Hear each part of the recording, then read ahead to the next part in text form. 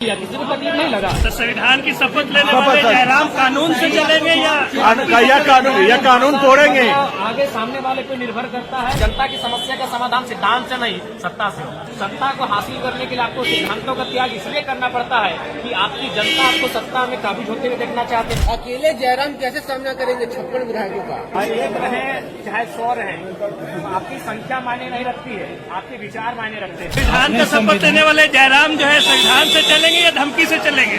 संविधान से भी चलेंगे और जहाँ एग्रेशन की आवश्यकता होगी एग्रेशन से चलेंगे। जयराम जी, आपने अभी कानून की बात की, लेकिन कल से एक आपका वीडियो वायरल है जिसमें आप किसी नाजिर को बोल रहे हैं कि पटक के मारेंगे। आप कानून बनाने वाले आदमी हैं, अब आप विधायक हैं, ऐसी भाषा क्या आपको सही लगी? बिल्कुल नहीं, मैं स्वयं मानता हूँ कि ऐसी भाषा बिल्कुल भी उचित नहीं है। लेकिन सवाल ये है कि आप लोग इस विषय को भी जानना होगा कि एक नाजिर जो कि सरकारी नौकरी करता है उसे कई हजार रुपए तनख्वाह मिलती है और एक गरीब मजदूर से 10,000 रुपए घूस लेता है। जब उसको हम फोन करते हैं तो 3 बार फोन को काट देता है, बोलता है हम बाहर में हैं। तो स्वाभाविक है, मानवीय प्रतिक्रिया होती है। अगर यहाँ वे लोग ईमानदारी पूर्वक अपना कार्य को करेंगे तो किसी को ना अपना व्यवहार को बदलने की आवश्यकता है, ना भाषा में कड़वाहट लाने की आवश्यकता है। लेकिन सवाल तो यही है ना जयराम जी की कानून व्यवस्था देखने का काम तो किसी और का है। अगर आप इस तरह से धमकी देंगे तो कैसे? आपको मेरी धमकी दिखी, उन गरीबों का शोषण नहीं दिखा? क्यों नहीं दिखता है?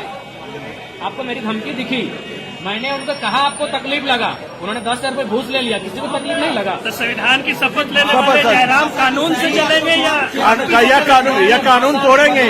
आगे सामने वाले पे निर्भर करता है। 100 में से एक मिस्टेक होगा। जयराम जी आपने संविधान का शपथ लेने वाले जयराम जो है संविधान से चलेंगे या धमकी से चलेंगे? संविधान से भी चलेंगे और जहाँ एग्रेशन की आवश्यकता होगी एग्रेशन से चलेंगे। प्रधानमंत्री चौधरी चरण सिंह का भी एक कथन था कि देश के किसानों एक नजर रखना खेत खलिहान पे और दूसरी नजर रखना लाल किला के मचान पे। लाल किला के मचान का अर्थ है हाउस, चाहे पार्लियामेंट्री का हाउस हो या असेंबली का हाउस हो। और हम जब किसान पुत्र हैं, जब भी हम लोग खेतों में प्रवेश करते हैं, जब भी अपने खलिहान में प्रवेश करते हैं,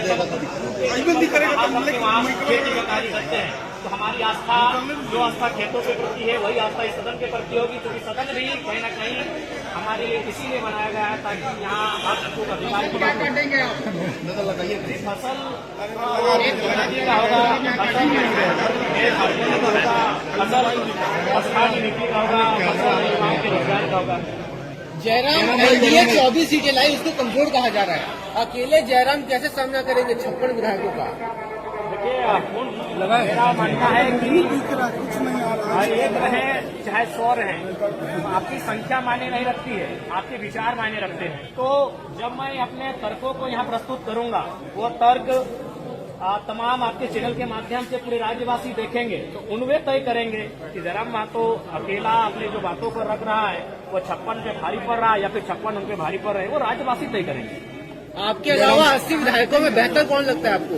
देखिए, अभी ये मेरा पहला दिन है जब मैं उनके साथ बैठूंगा, मिलूंगा, उनके व्यवहार का आकलन करूंगा, उसके बाद इस निष्कर्ष पे मैं पहुंच कर बात करूंगा।